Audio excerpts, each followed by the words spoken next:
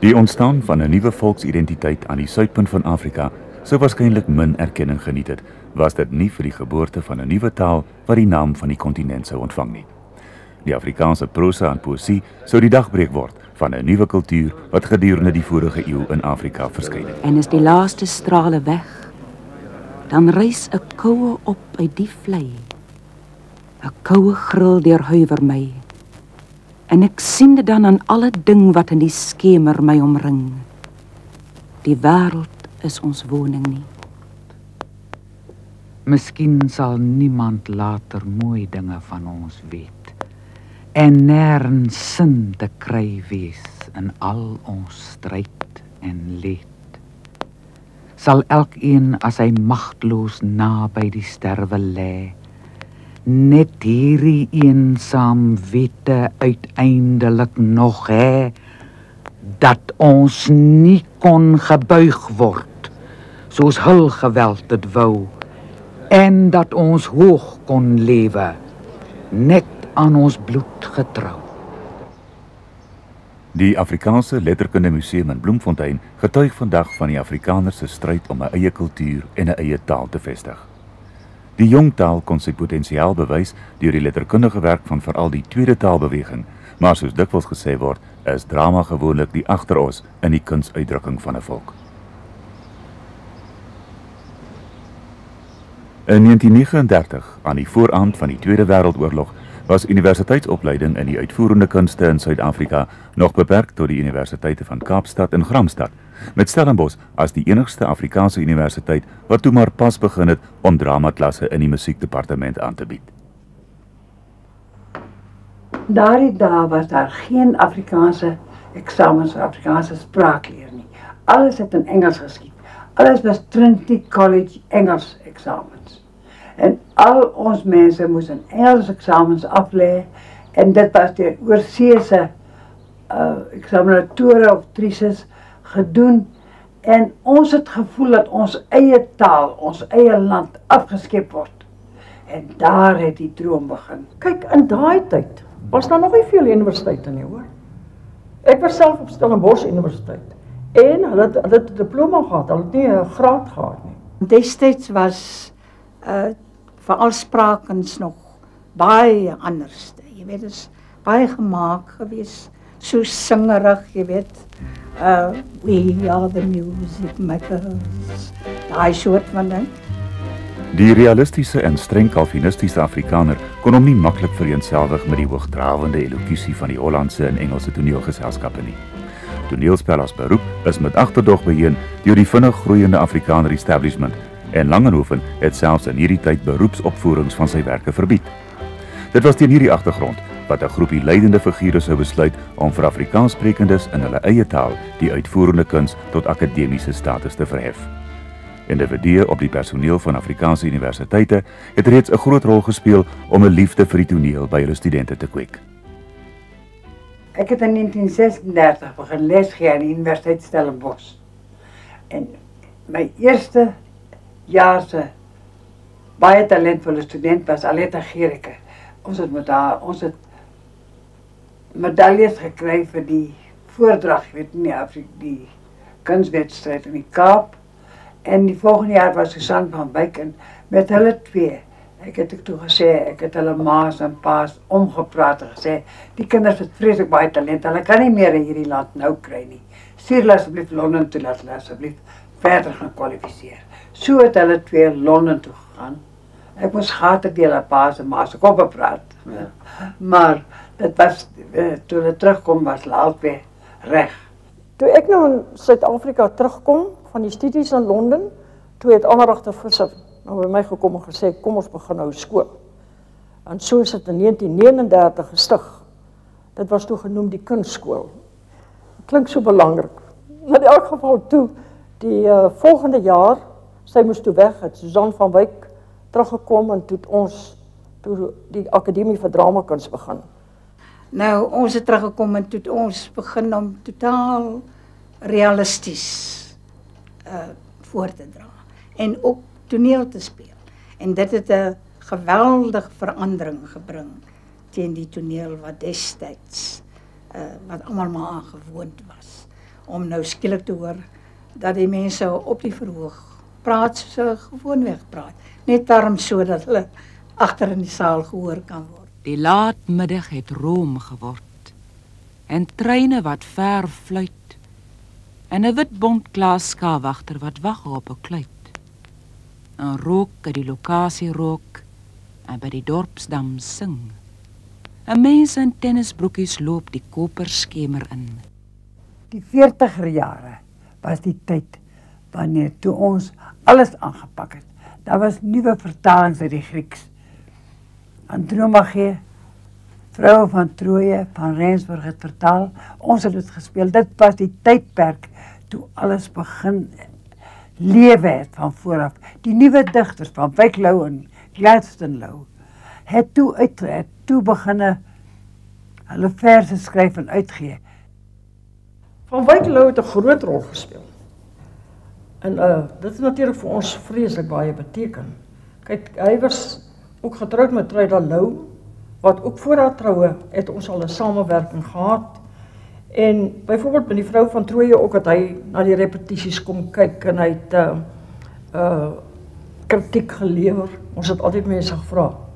Miskien nie die heel laaste aand nie, maar miskien 'n week voor openingsaand het ons hom gevra om te kom kyk. Hy en Boerneef het ook dikwels gekom. In die stryd om 'n nuwe kultuur te vestig, het 'n wederwysige kruisbestuiving onder kulturele figure van die tyd plaasgevind. Soms in aktiewe werksverhoudings, maar meer dikwels op sosiale vlak. Ons dink byvoorbeeld aan die bendes kunstenaars wat in Van Wyk en Truida Lou se huis in Clifton versamel het om oor 'n glasie rooiwyn te beslis oor estetiese kwessies van die tyd. Soms het Van Wyk Lou van sy gedigte voorgelees of E.D. Du Plessis en Roland Holst van hulle werke voorgedra. Die ADK het toevallig sy naam te danke aan so 'n aand. Maar dan is daar 'n wyntjie wat gedrink word en dan baie lekker gesels word daaroor. En dis met een van die aande wat die gesels het wat my man toevallig gesê het. Waarom nie die naam nie? En so het dit eintlik gekom. En net daar het ons baie groot bevriend geraak met Truida Pool en Van Wyk Lou. En het ons samewerking begin. En daarna het ons begin om op te voer saam met Truida, die Vroue van Troje, Katrina, onsself het gedoen, Suster Petrus, en nog baie ander stukke. Met die viering van die 50ste verjaardag van die ADK 6 jaar gelede, het twee van die stigterslede en veelbekroonde veterane van die toneel, Susan van Wyk, wat onder andere met 4 artisse bekroon is, en Aletta Gericke, wat van die hoogste staatserkenning ontvang het vir haar bydrae tot kultuur, van die geleentheid gebruik gemaak om hulle albums af te stof en nostalgies te raak oor die ou dae.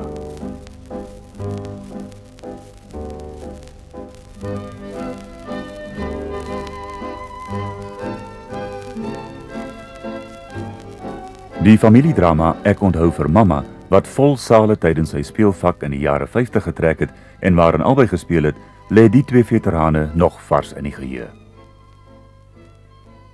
Nog 'n mooie herinnering was Ek onthou vir mamma. Waar jy nou Katrien gespeel het en ek mamma.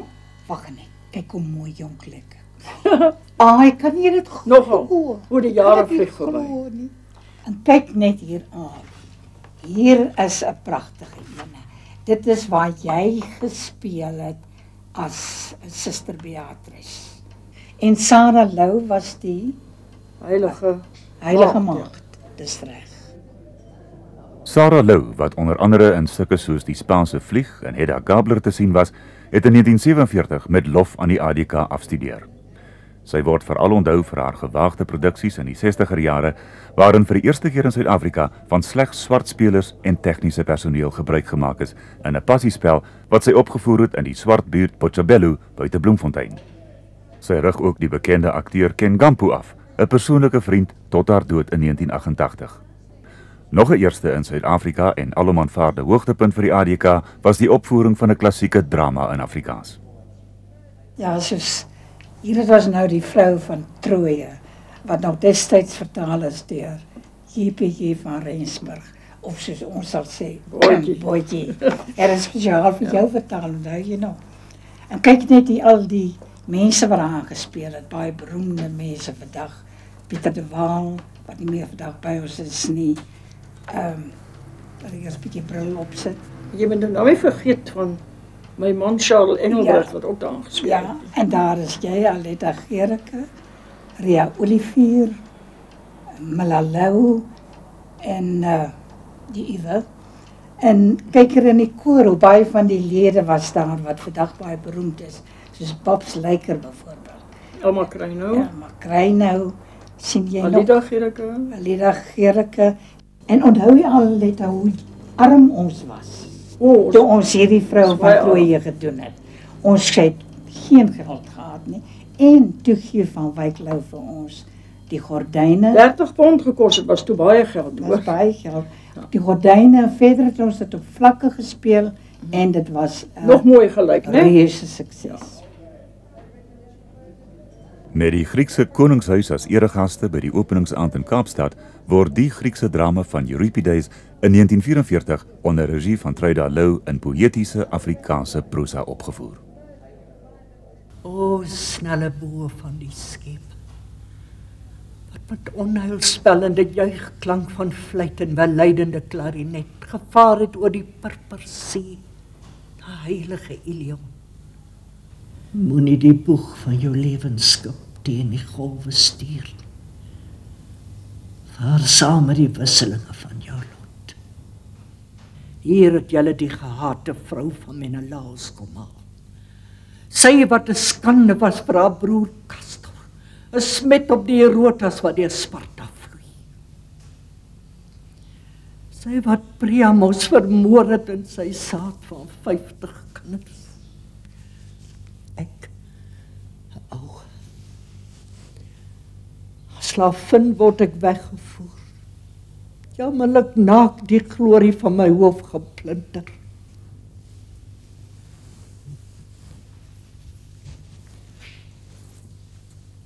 Kom, jong vroue van die Trojane wat die bronsspiese dra. Kom, jong dogters bruide van skande. Milla Lou, nog 'n veteraan van die teater wat sedert 1942 as dosent en tans as direktrice van die ADK dien, het saam met Aletta Gericke en ander grootes soos Pieter Geldenhuys in hierdie produksie van Wyk Lou se Germanicus opgetree. Jy ruk jou hoog. Jy haat ons seker erg, maar weet dit goed. Die haat help jou ook nie. Teen ons help niks. Leer maar gou nederig wees. As ons die vrees geken het, hoe kon ons Caesars word? Ek kan die vrees hanteer, soos jy en Naald. As ek vir hom sê maak haar dood, dan doen hy dit. Hy vrees. As ek vir haar sê maak hom dood, dan doen sy dit. Sy vrees. Net ek is bokant alle vrees. Laat rus my voet daarop, soos op 'n vloer. Van Wyk Lou se nuwe prosawerk is dikwels eers op vriende en kollegas getoets voor publikasie. Dit was in die laat 40er jare.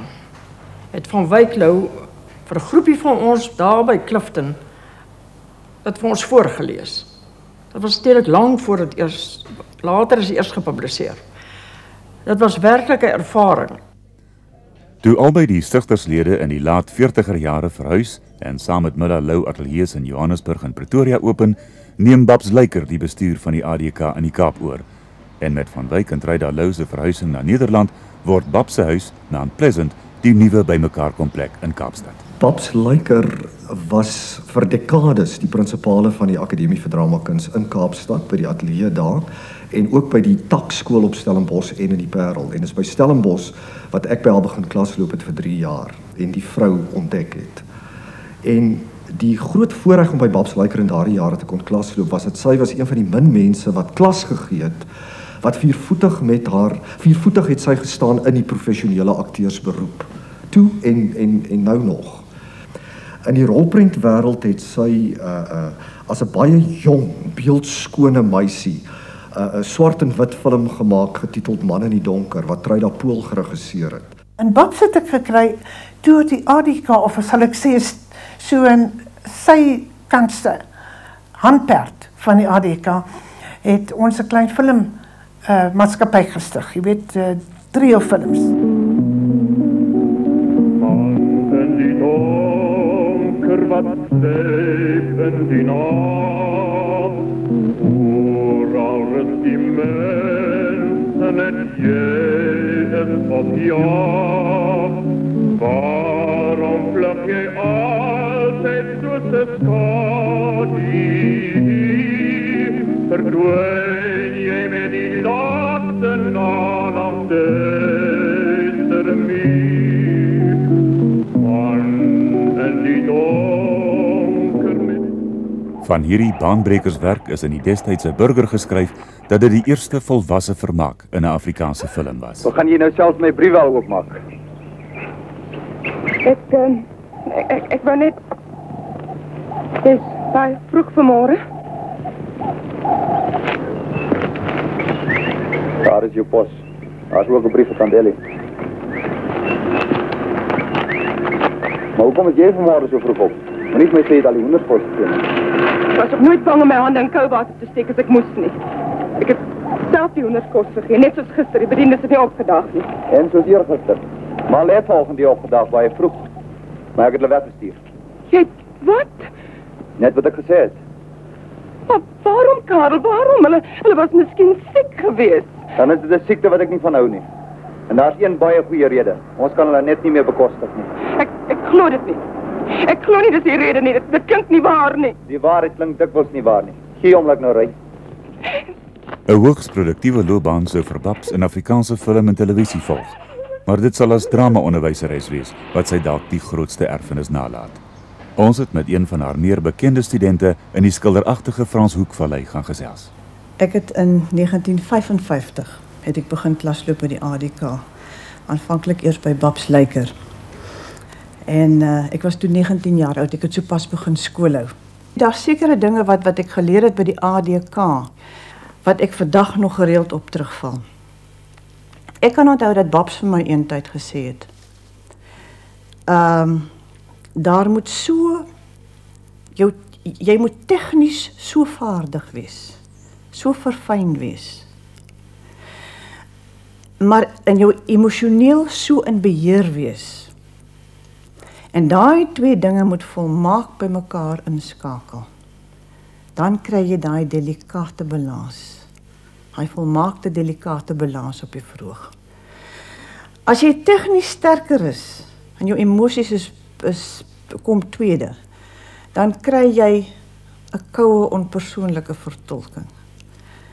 As jou emosie te sterk is en tegnies is jy nie eintlik baie goed nie, dan is dit onbeheerst en ongeloofwaardig as gevolg van die onbeheerstheid. En dis die groot ding wat ek ook daar geleer het, hierdie volmaakte balans tussen tegniek en emosie. Ek onthou nog so goed, Babs het eendag vir my gesê, as dit nie reg is nie, my kind, dan is dit soos 'n motor se speedometer wat verkeerd is, hy slaan so heen en weer. En dan stamp jy deur. Sy was 'n verskriklike fenominale onderwyseres. Dis die verkeerde term vir haar, want sy het prakties gewerk. Dit was die groot ding van die ADK, hulle het prakties gewerk. Jy het onmiddellik begin met uittreksels uit dramas, uit die verskillende genres. En op die vloer is daar met jou gewerk. Ons het elke jaar met hulle opvoering gedoen. En dit is so wonderlik om individueel les te gee. Soos wat Miller en ek ook kan glo. Nou hier in Johannesburg ook. Elke persoon het sy eie persoonlikheid. En hulle word anders te behandel. Dit is die basis van alles, né? Jy weet, as jy met 'n student vir 'n uur per week werk, dan leer jy jou student ken. Jy leer sy bye ken, jy leer sy frustrasies ken, en jy kom eintlik baie nader aan jou student. En omdat jy hom as mens so goed leer ken, kan jy baie meer uit hom uithaal. 3, 1, 2, 3.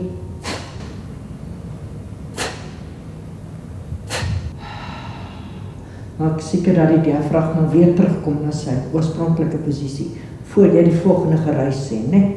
Asem weer uit. In. 3, 1, 2, 3.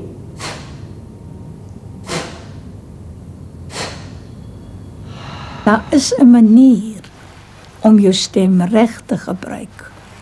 En daar is 'n manier om hom verkeerd te gebruik. En jy moet oefen. Soos enige ding, maar as jy 'n rugbyspeler is, moet jy jou spiere oefen. En jy moet jou handvaardigheid oefen.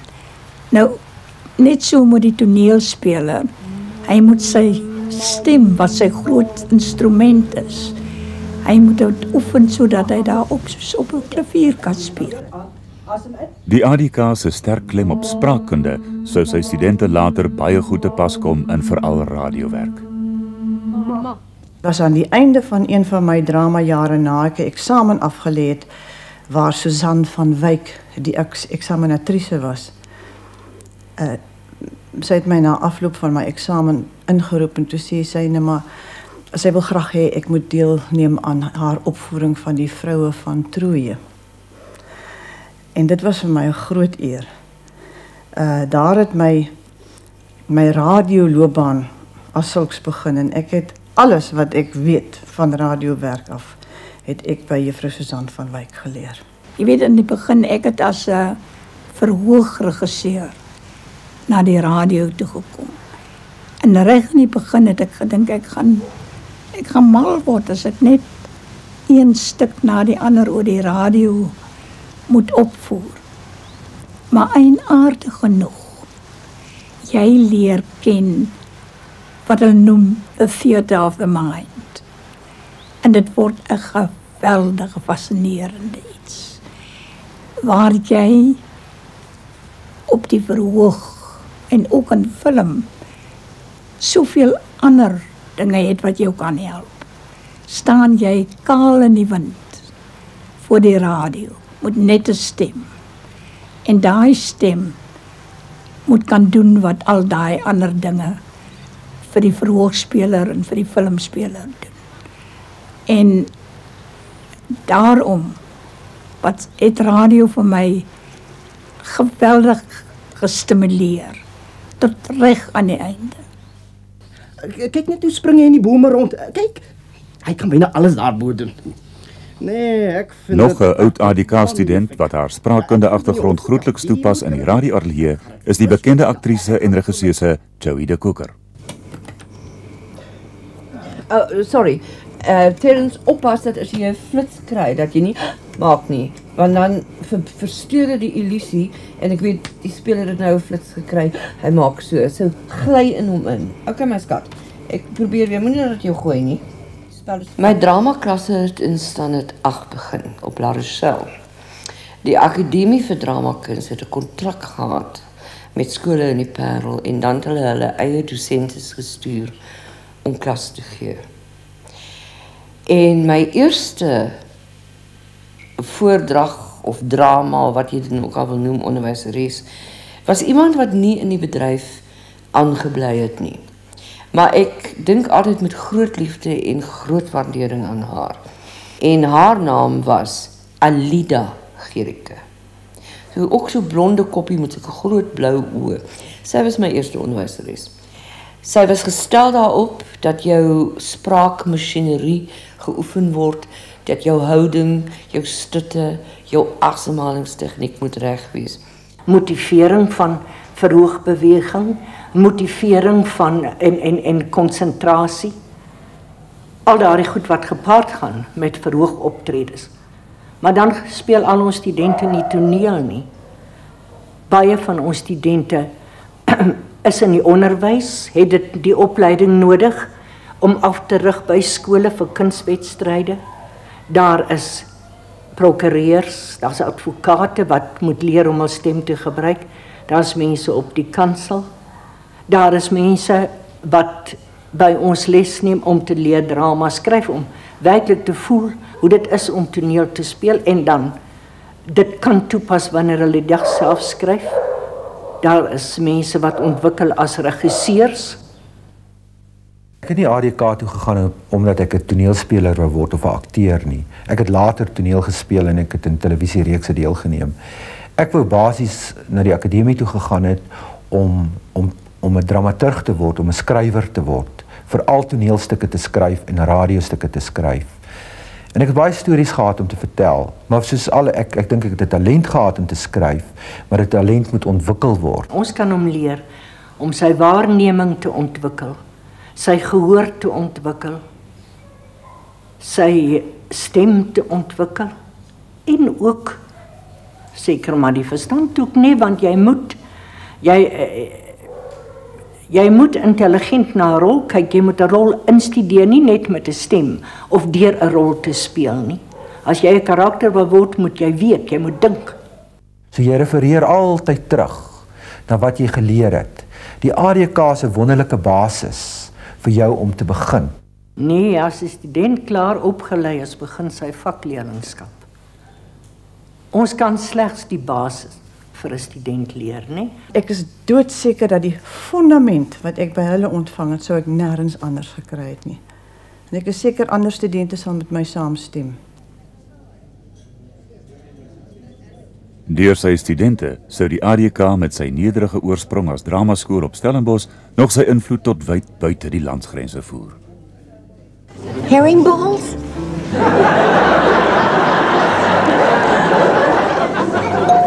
Oh, excuse me, more guests. Don't tarry. I love the way you British talk.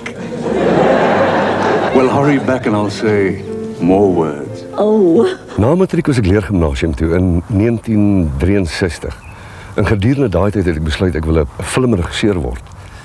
En toe besluit wel die beste manier om daarby uit te kom is ondervinding op te doen as 'n akteur vir agtergrond. En dis toe waar ek besluit het en toe terug toe gegaan vir audisies.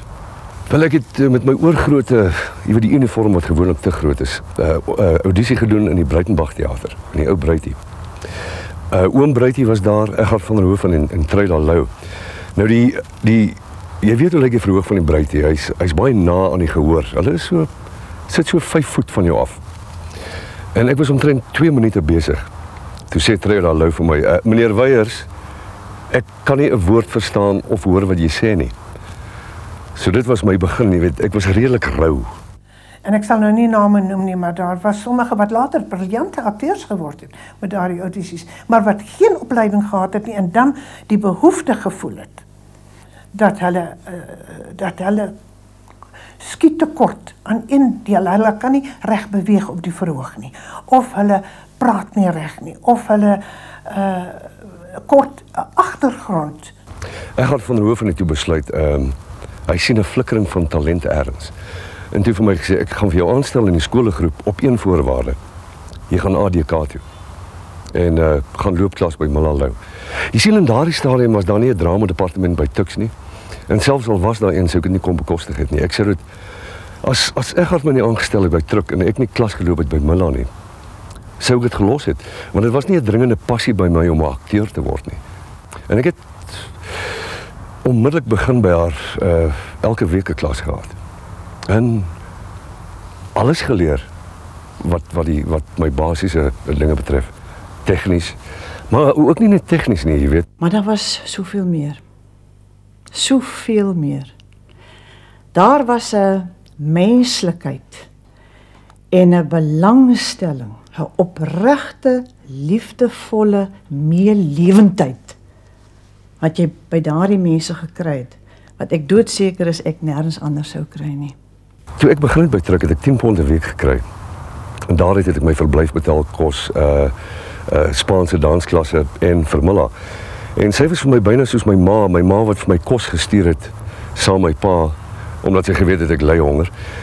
Kon ek nie altyd vir Milla bekostig nie. So sy het heel dikwels vir my krediet gegee en moes ek na 'n paar weke kon ek dit bybring. Hoe dikwels was ek nie by Aletta Gericke aan die huis nie.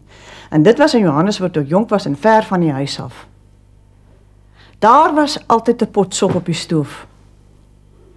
Daar was altyd een of ander hoenderdis met rys. Daar was altyd liefde en kos in oormaat. En tyd.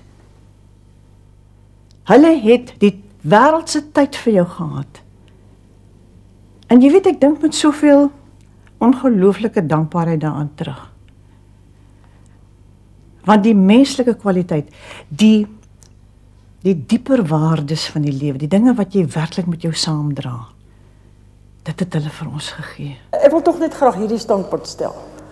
Dat vir my persoonlik, en ek dink vir die ander mense ook in die ADK, is dit nie die belangrikste van al hierdie mense wat nou beroemd geword het nie. Dit is wonderlik, maar daar's tog iets anders by. En dit is die mense wat jy kon help om hulle persoonlikheid te ontwikkel, en dat baie mense wat dit nooit die voorreg sou gehad het nie, nou kon kennis maak met die poësie en met die drama. 'n Liefde aangeleer vir poësie en letterkunde vir die eerste keer. Want vir die eerste keer het dit vir my sin gemaak. Jy het die poësie leer ken. Jy het jou Afrikaanse digters leer ken. Ek dink tog dat die ADK bydra gemaak het tot die kultuur van die Afrikaner volk. Ek dink byvoorbeeld aan hoeveel volksfeeste ons mee gehelp het, kreerdae. Ek dink terug aan die inwyding van die Voortrekke Monument, waar ons 'n deel uit die diepe reg van NP van Wyk Lou aangebied het. Die Afrikaanse prosa en poësie as uitdrukkings van 'n kultuur word steeds deur die ADK ingespan en gekombineer om dan uitvoerende uiting in 'n leerprogram te vind. NP van Wyk Lou se Raka, wat wye erkenning geniet as die grootste epiese gedig in Afrikaans en selfs in die Duitse letterkunde, is 'n sprekende voorbeeld van 'n werk uit hierdie unieke Afrika-kultuur wat hom uitstekend leen tot voordrag en dramatisering. En saam met die klop van die holtaboer 'n dans getrap van die dood. Die dood en die swart skrik wat 'n sterk man klem. 'n Dansstrand van gespanne spiere en blinde staan. 'n Bewing wat met rukke roer deur die spaaldraad van die kronrug. En 'n kramp van waansin oorgeblik na agter. Nou het sy die lied stil en laag gehou van die verlore menslikheid. Van die klein kraal wat in die swart bome lê en snags straal met sy vure. En sy het geklaag, wie hom nou sal red in die groot dier wat wag, wie sal belet dat hy inkom en heers? En stiller en sagter, dat die skoonste gesterf het, dat die edelste wagter koud lê langs sy vuur. En sy stam lê oop, soos 'n ou kraal in die gras, waar die jakkalsies loop deur die riete bedags. As jy Afrikaans wegneem, dan neem jy almal van ons weg. Ons sal nie meer wees wat ons is nie, want kyk, ons kan nooit Engelse wees nie. Ons kan nie Duitsers wees nie. Ons kan nie Hollanders wees nie. Ons is Afrikaans. Terwyl die ADK uit Afrikaans vir Afrikaans geskep is en steeds funksioneer en daarom nie kultureel ontworteld kan staan in die nuwe Suid-Afrika nie, is daar groot uitdagings wat die ADK spesifiek en Afrikaans in die algemeen in die gesig staan. Why must I always have a bad conscience? I can see all the pictures, all the furniture. I can even see the plate of porridge and the reflection from the window and the shiny glazing. Ons sal moet aanpas. Kyk, daar is hoeveel 11 amptelike tale, né? En ons kan vir die ADK is Afrikaans die belangrikste, maar vir elke groep is sy taal die belangrikste. En as ons wil groei in die toekoms, moet ons aanpassings maak by die ander mense. Sotho is 'n verskriklike melodieuse taal. Ons weet van die mense wat ons hoor praat, ons hoor van die mense wat toneel speel ook. Dit is die melodie lui, gedurig in die taal. Ons sal moet daarby aanpas. Ons sal moet by die ander tale ook aanpas, want dit is nie net ons paar Afrikanertjies wat verder gaan verse lees en toneel speel en ons land kan bou en apprecieer nie. Ons kinders moet groot word en hulle moet kan aanpas met al die ander tale. Ek weet baie beslis, soos ons almal weet, dat ons Afrikaans staan in die teken van verandering, die verhoog En die voortbestaan van die Afrikaanse teater staan in die teken van verandering. Miskien gaan daar 'n verskuiwing plaasvind, 'n fokusverskuiwing. Met ander woorde, ons gaan nie meer kan werk soos volgens die ou patrone, volgens die ou stelsels, soos wat ons gedoen het die afgelope 25 jaar nie, onder die beskerming van die streeksrade nie. Ons gaan nou op onsself aangewys wees. Solank as daar digters in ons land is wat skryf, ons verse skryf. Solank as daar dramaturge is wat ons Afrikaanse drama skryf, of Engels, ons kan ons altyd vertaal terugsit in ons eie taal. Solank as daar skepende wesens is wat met hulle godgegewe talent ons taal gebruik, sal hy nie doodgaan nie. En daarom glo ek dat Afrikaans nooit kan verdwyn nie. Het is in ons are, in ons bloed, in ons senuwese. Het is ons. Ons is Afrikaans en Afrikaans is ons. Wie naand gesê het, moet goed wees vir die vir wie daar naand gesê is.